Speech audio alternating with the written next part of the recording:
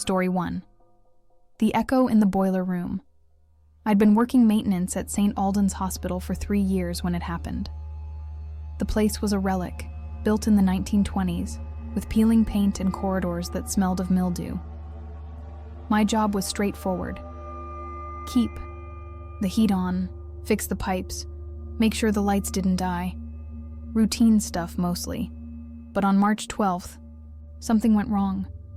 Something I still can't wrap my head around. It started with a call from the night nurse on the 3rd floor. She sounded annoyed. The boiler had cut out again, and the patients were shivering in their beds. I sighed, grabbed my toolkit, and headed down to the basement. The stairs creaked under my boots. The air grew colder with every step, like the hospital was exhaling frost. Down there, it was a labyrinth of pipes and shadows. The boilers roared like sleeping giants, their heat barely touching the damp concrete walls. I didn't mind the solitude usually. It gave me space to think. But that night, the air felt different, thicker, heavier, like it was pressing against my lungs, daring me to breathe. I found the main boiler hissing, steam spitting from a loose valve. An easy fix, I thought. I tightened it with a wrench, checked the pressure gauge, and wiped the sweat from my brow. Everything seemed fine. Then I heard it. A low rhythmic thud, not the pipes settling, not the machinery humming. It was too soft, too deliberate, like footsteps pacing somewhere deep in the dark. I switched off my flashlight to listen. The sound grew louder, closer, echoing off the walls like a heartbeat. "Who's there?" I called. My voice bounced back, thin and shaky. No answer. I figured it was a janitor playing a prank. Wouldn't be the first time. I flicked my light back on and followed the noise. The beam cut through the gloom, illuminating a narrow corridor, lined with rusted pipes. The thudding stopped abruptly. Silence pressed in, thick and suffocating. Then came something worse, a faint, wet gurgle, like someone choking on water. It was coming from the old storage room, a place we never used anymore. The door was ajar. That was wrong. It was always locked, rusted shut from disuse. I pushed it open with my foot. A wave of stench hit me, metallic, sharp, like blood mixed with rot. My flashlight swept the room. In the corner, something slumped against the wall. A figure. It wore a tattered hospital gown, stained dark red around the chest. Its head was bowed, arms dangling limp at its sides. I froze. My breath caught in my throat. "Hey, you okay?" I managed, stepping closer. No response. The gurgling grew louder, wetter, until it sounded like it was right in front of me. I reached out, my hand trembling. The head snapped up. Its face, God help me, was pale, almost translucent. Black, hollow, eyes stared into mine. Its mouth opened wide, and a stream of dark liquid poured out, splashing onto the floor in thick, oily pools. I stumbled back. My flashlight slipped from my grip. It hit the ground, spinning wildly. The beam flashed across the room. That's when I saw the walls. Handprints, dozens of them, smeared in that same dark red, clawing upward like they'd tried to escape. I didn't think. I ran. My boots slammed against the concrete, echoing in the tight corridors. The thudding started again behind me. Faster now, chasing me. I didn't dare look back. My chest burned, my legs screamed, but I kept going. The stairs loomed ahead. I reached the door to the main floor, yanked it open, and threw myself through. I slammed it shut, leaning against it, panting. The sound stopped. Dead silence. When I caught my breath, I radioed the head of maintenance. He went down to check an hour later. He found nothing. No figure, no blood, no handprints. Just an empty room and a locked door, like it had never happened. They said I'd imagined it. Stress. They called it overwork. Maybe a gas leak messing with my head. I didn't argue. I quit a week later. Couldn't stand the thought of going back down there. Last I heard, they sealed off that part of the basement for good. No one talks about it officially. But the night staff, they whisper. They say sometimes, when the hospital's quiet, you can hear it. An echo from below. Soft, wet, relentless. Like it's still pacing, waiting. I don't know what it was, but I know it saw me, and I'll never feel safe. In the dark again. Story 2. The reflection in room 14I was a night orderly at Crestwood Medical Center for 2 years. It was a small hospital, tucked away on the edge of town. Not much to it. Just a few wards, an ER, and a lot of outdated equipment. The job wasn't glamorous. Emptying bedpans, mopping floors, restocking supplies. But it paid the bills, and I liked the quiet. The place had its quirks, though. Elevators that groaned like they were in pain. Lights that buzzed like swarms of flies. And then there was room 14. Nobody liked room 14. The nurses avoided it when they could. The doctors never lingered there. Even the cleaning crew rushed through it. I'd heard the rumors. Patients saying they felt watched. Shadows moving when no one was around. I didn't buy it. Just old building nonsense, I told myself. Until that night in late February. I was on the graveyard shift. The hospital was dead quiet. Just the hum of machines and the occasional rustle of a patient turning in their sleep. My rounds took me down the east wing, past room 14. It was supposed to be empty that night. No patients, no visitors. But as I walked by, I noticed the door. It was cracked open. That was strange. We always kept it shut. Hospital policy. I stopped, peered inside. I expected to see a forgotten tray, maybe a chart someone left behind. Instead, I saw movement. Flicker in the window across the room. The windows in room 14 were weird. They didn't face outside, just reflected the hallway because of some architectural screw-up from decades ago. I squinted. It wasn't my reflection staring back. It was a woman, pale thin. Her hair hung in wet, tangled strands over her face. Her gown clung to her body like she'd been drenched in a storm. She stood behind me, just over my shoulder. I spun around, heart slamming in my chest. The hallway was empty. No one there. I swallowed hard, stepped into the room. My sneakers squeaked on the linoleum. "Hello?" I called. My voice trembled. No answer. I turned back to the window. She was still there. Closer now. Her head tilted at an impossible angle, like her neck was broken. Her eyes, black bottomless pits, locked onto mine. I bolted for the door. It slammed, shut before I could reach it. The lock clicked. I was trapped. Panic clawed at me. I pounded on the door. "Help! Somebody!" I yelled. My fists ached, but the hall outside stayed silent. Behind me, I heard it. A soft shuffle. Bare feet on tile. Slow, deliberate. I didn't want to look. I told myself not to, but I had to. She was in the middle of the room now. Her gown dripped water onto the floor, pooling around her feet. Her mouth opened. A low, guttural moan spilled out.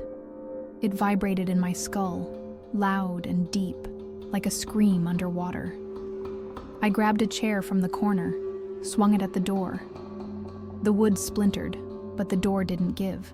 The moaning grew louder, closer. I felt cold breath on my neck. I turned. She was inches away. Her face twisted into a grin. Too wide, too wrong. Her hand reached for me. fingers bony and blue, nails cracked and yellow. I swung the chair again. It passed right through her, crashed against the floor. The lights flickered, went out. I held my breath in the dark. When they buzzed back on, she was gone. The door clicked open. I ran, straight to the nurse's station. I was shaking, babbling about what I'd seen. They checked room 14.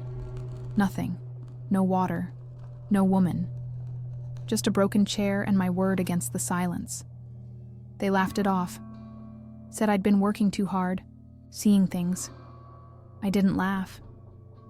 The next day, I asked around, found out why room 14 was different. Years ago, a patient died there. A woman slipped in a spilled mop bucket, cracked her skull on the sink, drowned in 2 inches of water. No one saw her reflection after that. Until me. I transferred to day shift the next week, took a pay cut to do it. I don't care what they say. I'm not going back to that room. Not at night. Not ever. Story 3. The Child in the Morgue. I'd been a morgue assistant at Hillview General for 6 months when I first saw her. The morgue was in the basement. A cold, sterile box of a room. Steel drawers lined the walls. Refrigeration units hummed day and night. I didn't mind the dead. They were quiet, predictable, didn't talk back or ask for anything. I liked that. But that night, something changed. It was a slow shift. Just me, a clipboard, and a stack of paperwork. The clock on the wall ticked past 2 a.m. I was half asleep, scribbling notes, when I heard it. A giggle. High-pitched. Faint. It came from the drawer wall. I sat up, frowning. Thought it was a prank. Maybe a coworker hiding in the hall trying to spook me. I checked the corridor outside. Empty. No footsteps. No shadows. Back inside, the giggle came again. Louder this time. Clearer. It was coming from drawer 7. That one was supposed to be empty. I'd checked it myself at the start of my shift. No body. No tag. Just cold steel. I hesitated. My hand hovered over the handle. Then I slid it open. Nothing. The drawer was bare, just like I'd left it. I shut it, shaking my head. Fatigue, I told myself. Long hours playing tricks. But as I turned away, the giggling erupted again, full and bright, echoing off the tiles. I spun around. There she was. A girl, maybe 6 years old, standing by the autopsy table. Her skin was gray like ash, her eyes sunk in dark circles swallowing them. Her hospital gown hung loose on her tiny frame, stained with something brown and crusty. She smiled. Her teeth were too sharp. Too many. "Who are you?" I stammered. My voice cracked. She didn't answer. Just pointed at drawer 7. Giggled again. My hands shook as I opened it a second time. Still empty. I slammed it shut. Looked back. She was closer now. Her bare feet hadn't made a sound. "Stay back!" I shouted. I grabbed a scalpel from the counter, held it out like a shield. She tilted her head, then darted under the table. Vanished. I dropped to my knees. Checked underneath. Nothing. No footprints. No sign of her.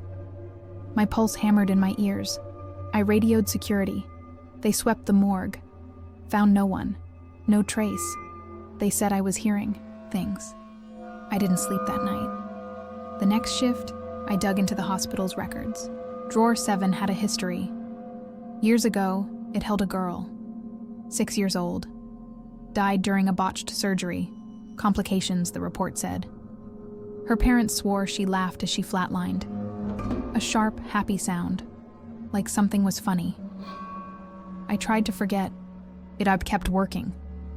A week later, I was alone again. The lights flickered. That giggle came back, right behind me. I turned. She was there, inches away. Her cold hand brushed my arm. Her smile stretched wider, splitting her face. I dropped everything. Ran, quit on the spot. Never went back. They say the morgue's quiet now. No more reports, no more giggles. But I don't believe it. She's still down there, waiting, playing her game. And I'm not going back to find out who's next. Story 4, The Surgeon's Shadow. I was a surgical nurse at Eastlake Hospital for 4 years. It was a big place. Modern wings with glass walls and beeping machines. Old wings, abandoned since the 80s, crumbling and dark. The new parts were fine, cutting edge, they called it. But the old sections, they had stories, whispers of surgeries gone wrong. Patients who never woke up, doctors who lost their minds. I didn't believe the rumors, just ghost stories to scare newbies. Until that night in operating room 3. We were short-staffed. I'd pulled a double shift. It was past midnight when the call came. Emergency appendectomy. A guy in his 30s, doubled over in pain. We prepped fast. The patient was wheeled in, sedated. Dr. Ellis, the surgeon, was scrubbing in. He was quiet, focused, always was. I set up the tools. Scalpels, clamps, sutures. The room was bright, sterile, normal. Then the lights dimmed. Just for a second, a flicker. I looked up. On the wall, a shadow moved. Tall, thin, holding a scalpel. It wasn't Dr. Ellis. He was still at the sink, hands under the water. I blinked. The shadow was gone. I shook it off. Exhaustion, I told myself. Too many hours on my feet. The surgery started. Dr. Ellis made the first cut. Everything was fine. The patient's vitals were steady. Then, halfway through, the monitors spiked. Heart rate shot up. Blood pressure crashed. Dr. Ellis swore under his breath. "Clamp," he barked. I handed it over. That's when I saw it again. The shadow, looming over the table. It moved with Dr. Ellis, mirroring his cuts. But its scalpel dripped something dark, thick, not blood. "Dr. Ellis, do you see that?" I whispered. He didn't hear me, too focused. The shadow leaned closer. The patient flatlined. No warning, just a long, unbroken beep. We tried everything. Defibrillators, adrenaline. Nothing worked. Dr. Ellis stormed out, muttering about a bad heart. I stayed to clean up. Alone. The room was silent now. Just me and the body. I started packing the tools. The lights flickered. Again, I froze. The shadow was back, standing by the table. Its head turned toward me. No face, just a void. The air turned cold. The tray rattled. Scalpels clinked against clamps. I backed away. It followed, gliding across the floor. No sound, no footsteps. My hand hit the light switch. The room went dark. I held my breath, flipped it back on. It was gone, but the scalpel, the one Dr. Ellis had used, was missing. Gone from the tray. I reported it. Told the supervisor everything. They didn't believe me. Said I was stressed, imagining things. The patient's death was ruled natural causes. Heart failure. No investigation. I couldn't let it go. I asked around, dug into the hospital's past. OR 3 had history. Built over an old surgical ward from the 20s. A doctor there, Dr. Harlan, went mad. Started cutting patients open, not to save them. For research, he called it. Killed dozens before they caught him. They say his shadow never left. Still cuts when it gets the chance. I requested a transfer the next day. Moved to outpatient care. Less pay, less stress. I don't care. I'm not going back to OR 3. Not with that thing watching. Waiting for its next patient. Story 5. The Whisper in the Vent. I'd been a janitor at Mercy General for just over a year when it started. The hospital was massive. A sprawling mess of wings and wards, some shiny and new, others old and forgotten. My job was simple. Sweep the floors, empty the trash, wipe down whatever got dirty. I worked the night shift mostly. It was quiet then, just me, the hum of the lights, and the occasional beep from a machine down the hall. I liked it that way. No people, no fuss. But there was one spot I hated, the old pulmonary ward. It was on the 5th floor, abandoned since they built the new respiratory unit downstairs. The place was a tomb. Dust coated everything. Old beds sat rusting in empty rooms. The air smelled stale, like it hadn't moved in years. We didn't clean it often, just enough to keep the rats out. But that night, they sent me up there. A pipe had burst, they said. Water was leaking through the ceiling below. I had to check it out, make sure it wasn't spreading. I grabbed my mop, a bucket, and a flashlight, took the service elevator up. The doors creaked open. The 5th floor was dark. Power was off up there. Had been for years. My flashlight beam cut through the gloom. Dust floated in the air, swirling, like smoke. I coughed. The sound echoed down the hall. Too loud. Too hollow. I found the leak fast enough. Water dripped from a cracked pipe in the ceiling. It pooled on the floor, black and oily in the dim light. I set my bucket under it. Started mopping. That's when I heard it. A whisper. Soft. Barely there. It came from the vent above me. A big, rusted grate bolted into the wall. I froze. Listened. It came again. Please. A single word. Faint. Raspy. Like someone struggling to breathe. I stepped closer. Shined my light into the vent. The beam caught nothing but cobwebs and shadows. "Hello?" I called. My voice shook. No answer. Just silence. I figured it was my imagination. The wind, maybe, whistling through the old ducts. I went back to mopping, tried to focus. But the whisper came again. Please. Help. Louder now. Clearer. It wasn't the wind. I dropped the mop. My heart thudded in my chest. I grabbed my radio. Called security. "Hey, I'm up on 5. I think someone's here." Static crackled back. "Stay put," they said. "We're coming." I waited. Paced. The dripping water plinked into the bucket. Then the whispering changed. It wasn't words anymore. It was a sound. A low, wheezing rattle, like lungs collapsing. It grew louder. Faster. Coming from the vent. I backed away. Tripped over the bucket. Water splashed across the floor. The rattle turned into a scream. High. Sharp. It cut through my skull. I covered my ears. Stumbled toward the elevator. The scream stopped. Dead silence again. I turned. Something moved in the dark. A shape. Crouched by the vent. It was thin. Too thin. Its arms bent wrong. Too long. Too jagged.